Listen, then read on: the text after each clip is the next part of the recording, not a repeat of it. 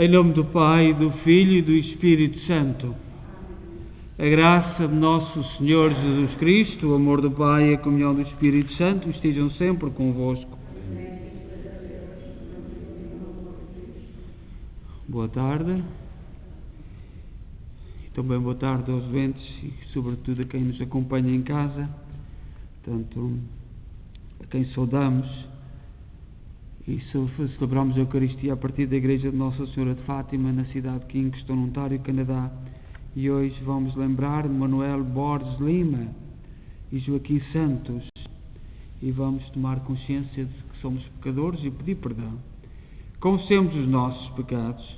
Confesso a Deus Todo-Poderoso e a vós, irmãos, que eu pequei muitas vezes por pensamentos, palavras, atos e omissões.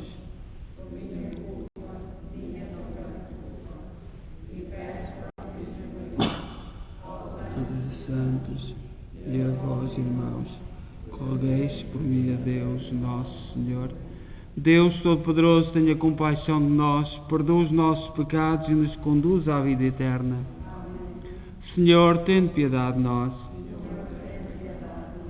Cristo, tende piedade de nós. Senhor, tende piedade de nós. Oremos. Senhor, que pela vossa graça nos tornastes filhos da luz, não permitais que sejamos envolvidos pelas trevas do erro, mas permaneçamos sempre no esplendor da verdade. Por nosso Senhor Jesus Cristo, vosso Filho, que é Deus convosco na unidade do Espírito Santo.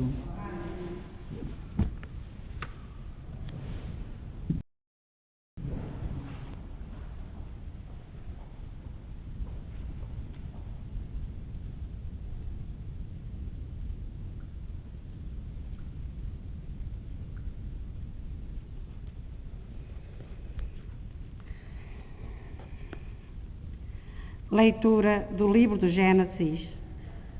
Sara viveu até aos 127 anos e morreu em Kiriat Arba, hoje Hebron, na terra de Canaã. Abraão foi lá celebrar os funerais e chorar sua mulher. Depois deixou-a defunta e falou assim aos filhos de Het: Eu sou um imigrante entre vós. Cedei-me um terreno vosso, cedei-me em terreno vosso a posse de um sepulcro, para eu enterrar a minha defunta. E assim Abraão sepultou Sara, sua esposa, na grupa do campo de Macpela, em frente de Mambré, hoje Hebron, na terra de Canaã. Abraão era já velho, de idade avançada, e o Senhor tinha-o abençoado em tudo. Disse Abraão ao servo mais antigo da sua casa, que superintendia sobre todos os seus bens: Põe a tua mão debaixo da minha coxa e jura pelo Senhor, desde o céu e da terra, que não escolherás para o meu filho uma esposa entre as filhas dos cananeus, no meio dos quais habito. Mas irás à minha terra e à minha família escolher uma esposa para o meu filho Isaque. O servo perguntou-lhe: Se essa mulher não quiser vir comigo para esta terra, deverei levar o teu filho para a terra de onde vieste? Abraão respondeu: De modo nenhum levarás para lá o meu filho. O Senhor, Deus do céu, que me tirou da casa paterna e da terra onde nasci, falou-me e fez-me o seguinte juramento: Darei a esta terra os teus descendentes. Ele enviará à tua frente o seu anjo para que escolhas na minha terra uma esposa para o meu filho. Se essa mulher não quiser vir contigo, ficarás desligado deste juramento que me fazes. Mas, em caso algum, levarás para lá o meu filho. Isaque tinha voltado do poço de Lairoi e habitava na região do Negueb. Uma vez em que ele saíra a passear pelo campo à tardinha, ergueu os olhos e viu uns camelos que acabavam de chegar. Rebeca, sua prima, Ergueu também os olhos e viu Isaque. Ela desceu do camelo e perguntou ao servo: quem é aquele homem que vem a correr pelo campo ao nosso encontro? O servo respondeu: é o meu senhor. Rebeca tomou o véu e cobriu-se. O servo contou a Isaque tudo o que tinha feito. Isaque introduziu Rebeca na tenda de Sara, sua mãe. Depois casou com ela e amou-a, consolando-se assim da morte de sua mãe. Palavra do Senhor.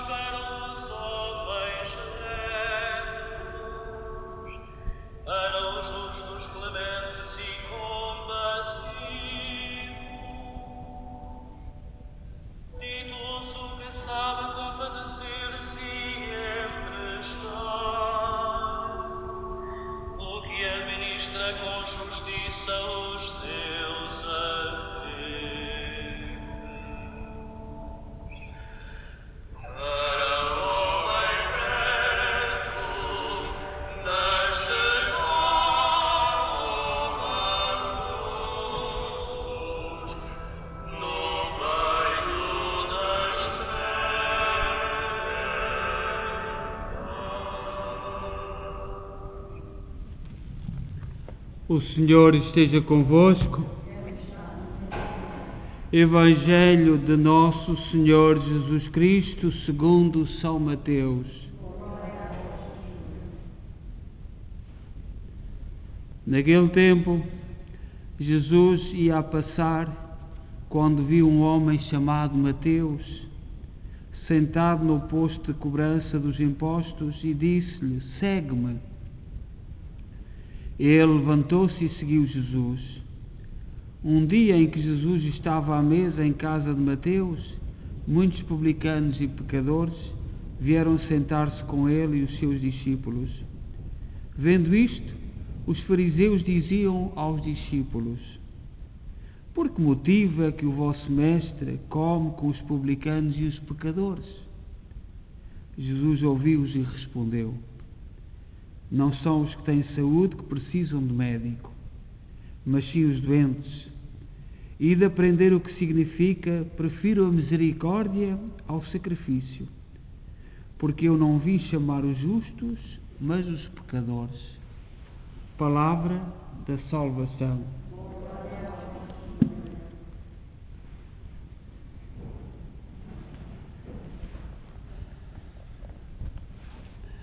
O Evangelho que nós acabamos de ouvir, e já a primeira leitura da história de Abraão e todos os valores, sepultar a sua esposa, o casamento do seu filho, são tudo da nossa sociedade, coisas importantes que é preciso vivermos como cristãos.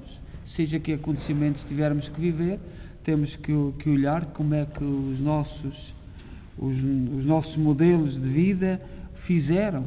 E a leitura de hoje, com muita caridade, muito amor, é do que nos fala a primeira leitura de Abraão, tanto da morte e da sepultura de Sara, como do casamento do seu filho. Mas o Evangelho que é uma aula de catequese, o Evangelho de São Mateus, capítulo 9, versículo 9 a 13, e fala-nos da vocação de Mateus. Jesus chama-o para seu discípulo e era imprevisível. E precisamos de perceber porque é que Jesus se atreve a chamar um pecador público. O que é algo extraordinário. Em primeiro lugar, o que é um pecador público? Um pecador público é alguém que é considerado publicamente pecador, pois todos conheciam a sua conduta de pecado. Nem ninguém se queria aproximar de um cobrador de impostos. Portanto, era alguém cuja fama não era boa, diremos nós em português. Portanto, um pecador público era alguém que a sua fama não era muito boa. E Jesus atreve-se a chamar um homem destes, correndo todos os riscos. Nós, por exemplo, às vezes vemos atitudes de pessoas e é muito difícil quando temos que desculpar os nossos amigos, familiares, e às vezes não tem desculpa, mas nós tentamos desculpar e às vezes a amizade até nos obriga a ficar mal. Então, porquê é que Jesus chama um pecador público? Este Evangelho aparece depois do Sermão da Montanha, nos capítulos 8 e 9, que narram a atividade de Jesus. O Sermão da Montanha é um programa de vida de Jesus, em que Jesus fala da felicidade e da paz para o povo através de atitudes e obras. Dessa maneira, Mateus apresenta a atividade messiânica de Jesus no seio do seu povo. E aparece este episódio depois do Sermão da Montanha, em que Jesus, por exemplo, fala das bem-aventuranças, a chamar um pecador público para discípulo. E o que é que isto significa? O que é que significa para nós hoje o chamamento destes riscos que Jesus correu? Jesus responde àqueles que punham dúvidas: eu quero a misericórdia e não o sacrifício. Eu quero ter compaixão da pessoa. Eu não vim para julgar.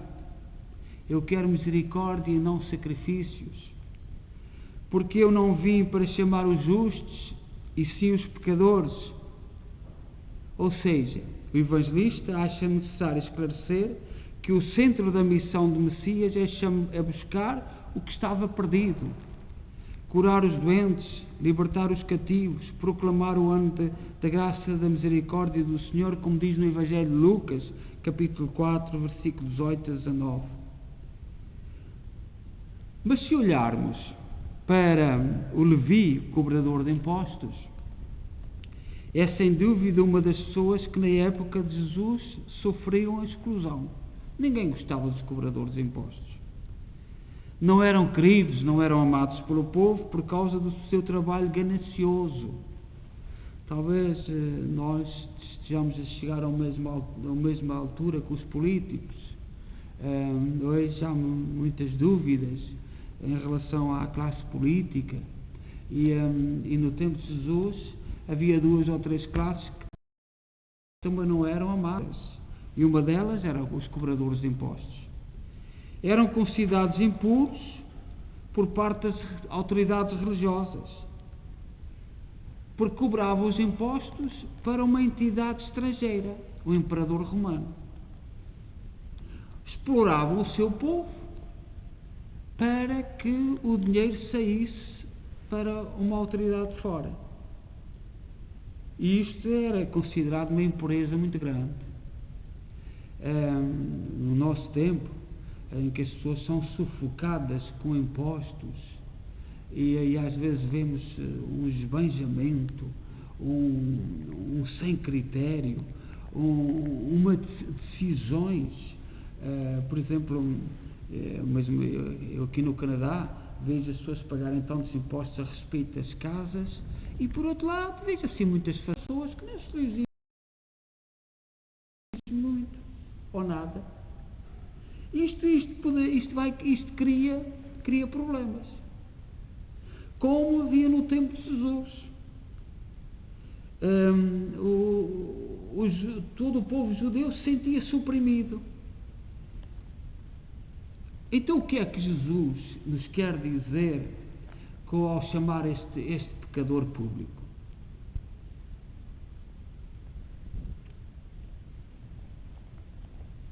Isto quer dizer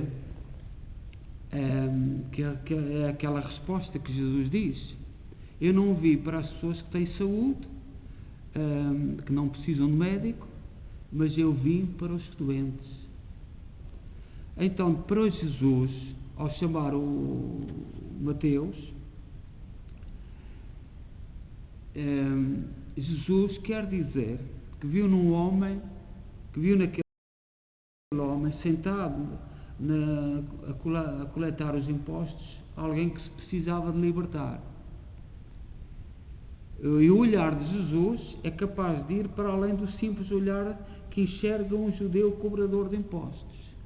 Jesus olhou para um homem que precisava se libertar daquele peso, não ser amado pelos seus, ser todos os dias julgado, ser todos os dias condenado.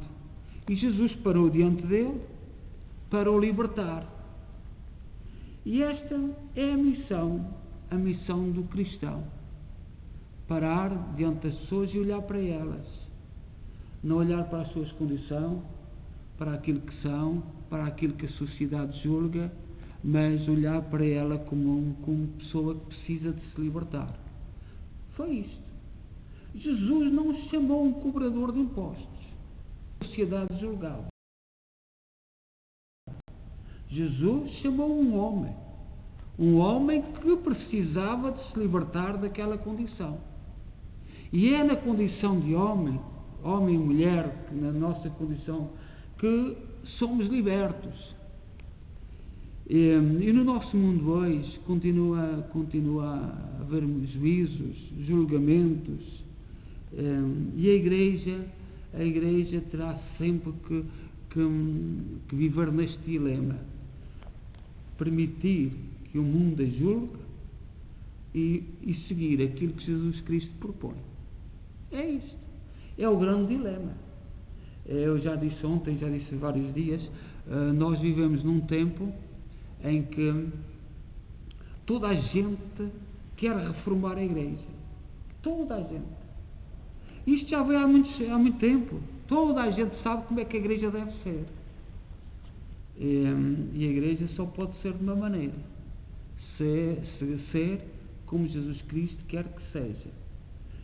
Sermos fiéis ao Evangelho, sermos fiéis àquilo que Jesus Cristo nos disse, e é isto que a Igreja tem que ser.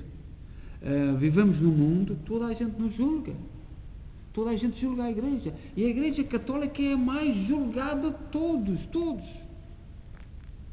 Tudo está certo menos a Igreja Católica. Todos querem reformar a Igreja. Toda a gente quer reformar, toda a gente sabe o bom caminho, mesmo católicos, a gente ouve: a Igreja tem que se adaptar ao mundo, a Igreja tem que se modernizar, a Igreja, e às vezes a palavra modernizar é pura patetice. Todos querem reformar a Igreja, e a reforma da Igreja é ser conforme o que Jesus Cristo quer, sermos coerentes com o que Jesus Cristo quer. E uma das coisas que Jesus Cristo quer é que não olhemos para as pessoas pela sua condição social, mas para a pessoa que está ali. Ali na América Latina, já há 2 ou 3 padres que foram toxicodependentes, drogados, que é um drama. Eu cada vez ouço mais famílias de portugueses, mesmo aqui na imigração, a viver este drama de filhos, famílias boas, pais que trabalharam, que eram honrados, com valores, de um momento para o outro a família. Como é que nós podemos olhar para esta gente? Que nós não queremos. Eu tenho muita dificuldade muita dificuldade em lidar com toxicodependente, porque são tantas mentiras, porque a droga, uma das coisas que faz é, sobretudo quando se atinge um certo nível, confundir a realidade com aquilo que nós pensamos que são a realidade. Eles vivem um bocadinho as alucinações. E é muito difícil. E aqui na América Latina, com a paciência de cristãos, há toxicodependentes hoje ordenados sacerdotes, que se mudaram de vida, que se converteram. Há toxicodependentes, gente da droga, que são grandes pais de família. Tiveram alguém que parou perto deles, olhou para eles e ajudou-os a libertar. Nós não podemos olhar para as pessoas por aquilo que a sociedade, com os olhos da sociedade. Nós temos que olhar para as pessoas com os olhos de Jesus Cristo, o que é tão difícil. E aqui está a reforma da Igreja. No Evangelho de hoje fala-nos da reforma da Igreja. Olhar para o mundo, olhar para as pessoas, mas também não é sermos neutros. Nós ouvimos tanto os mais velhos em Portugal, a seguir ao 25 de Abril, a Igreja não se mete na política. E depois, passados uns anos, nós vimos a descobrir o que é que isso significa. No princípio não percebíamos, eu não percebia. Pelo menos, não sei se vós percebias, mas eu não percebia o que é que aquilo significava. Aquilo era um pretexto, a Igreja esteja bem sossegadinha para não fazer barulho, para não realçar aquilo que está mal, que no fundo era isso.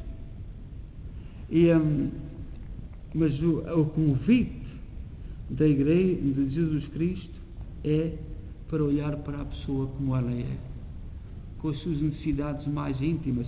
Diz aqui no Evangelho que Jesus não só chamou a Mateus, mas foi para a sua casa comer com ele, o que era ainda mais grave. Entrar na casa de um pecador, sentar-se à mesa, tomar conhecimento da sua intimidade. Quem é convidado para a casa de alguém entra no conhecimento íntimo da pessoa. Jesus não só chamou, reparou na pessoa, chamou e foi para casa para viver na sua intimidade, o que era um escândalo para o mundo. E Jesus quer nos dizer muito com isso. Jesus quer dizer-nos muito com estas atitudes. Portanto, aproveitemos para refletir. E há quando no mundo de hoje ouvimos tantas vezes falar da reforma da Igreja, a mudança da Igreja, é aqui, é nesta mudança de cultura que precisamos de olhar e precisamos de perceber. Seja louvado nosso Senhor Jesus Cristo.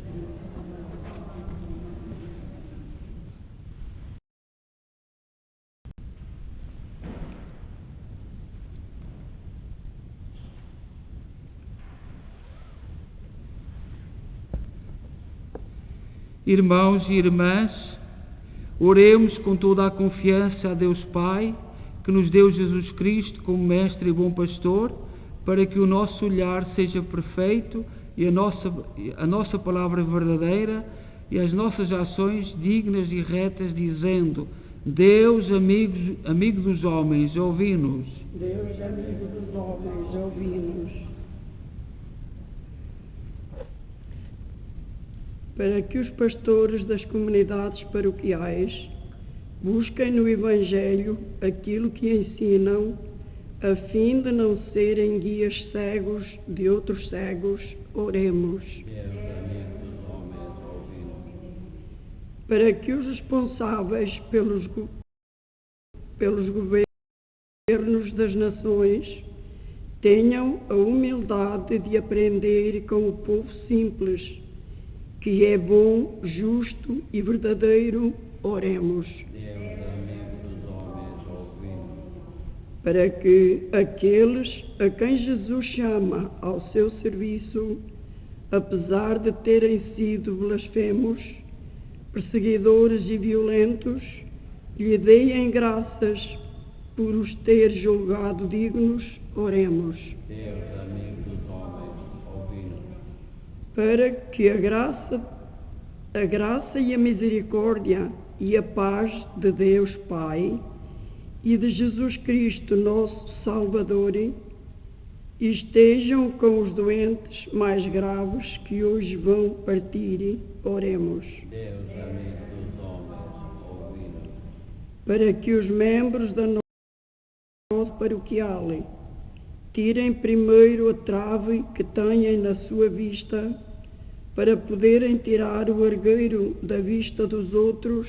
Oremos. Deus, amigo dos homens, ouvi-nos.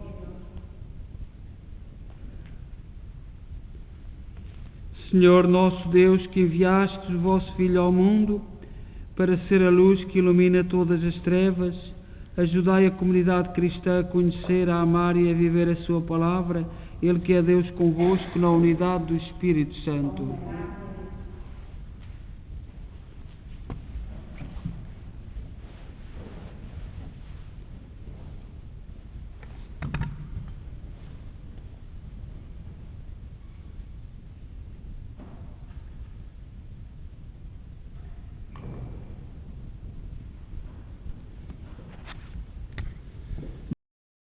Senhor Deus do Universo, pelo pão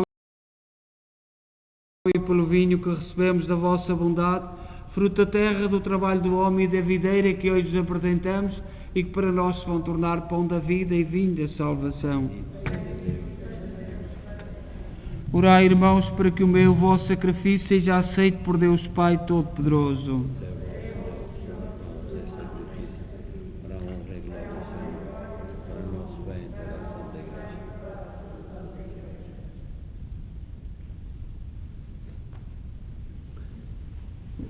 Oremos.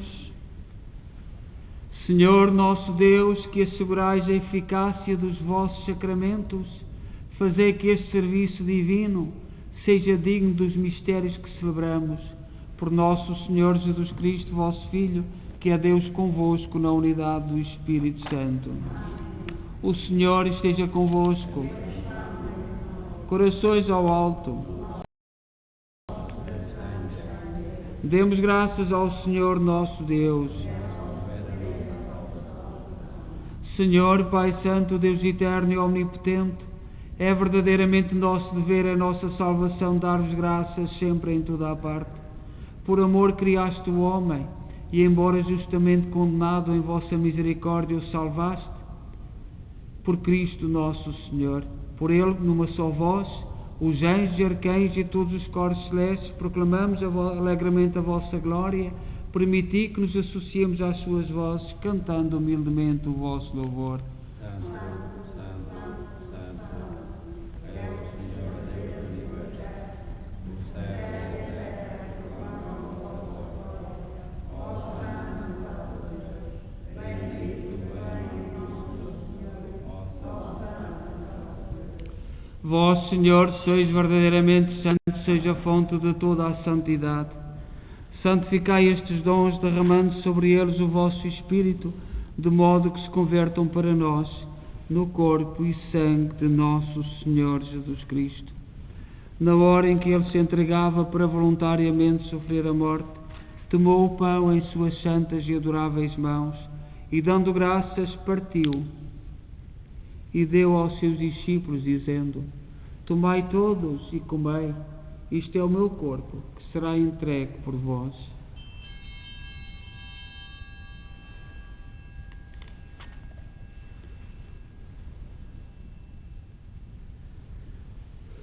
De igual modo, fim da ceia, tomou o cálice e, dando graças, deu aos seus discípulos, dizendo: Tomai todos e bebei, este é o cálice do meu sangue, o sangue da nova e eterna aliança, que será derramado por vós e por todos, para a remissão dos pecados. Fazei isto em memória de mim.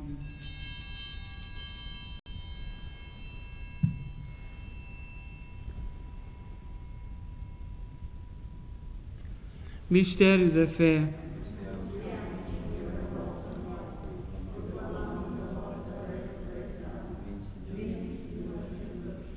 Celebrando agora, Senhor, o memorial da morte e ressurreição de vosso Filho, nós oferecemos o pão da vida e o cálice da salvação e vos damos graças porque nos admitiste à vossa presença para vos servir nestes santos mistérios.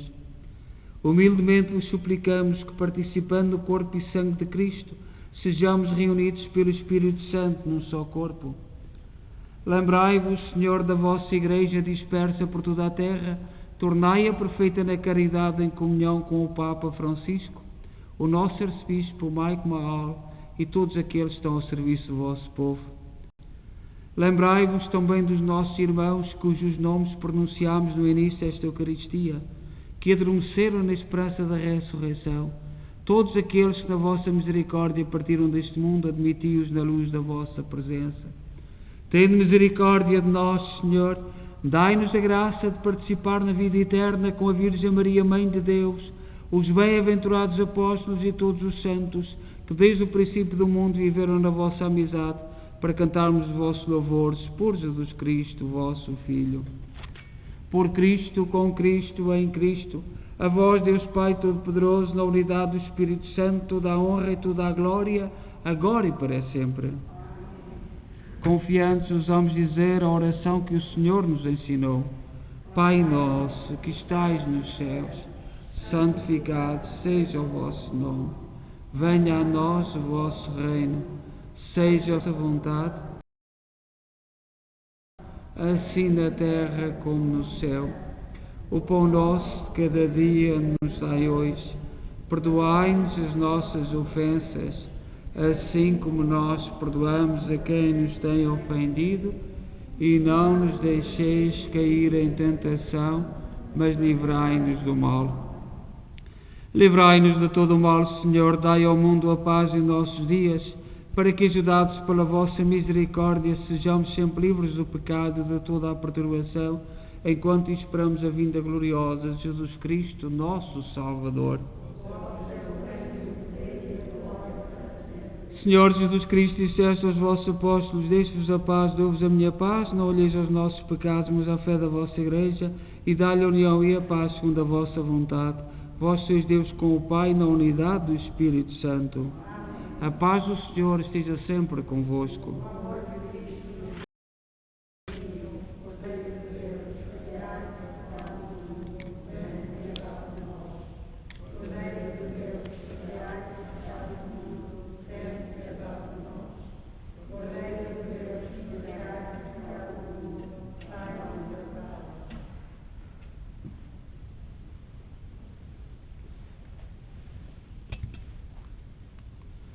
Felizes nós, os convidados para a ceia do Senhor.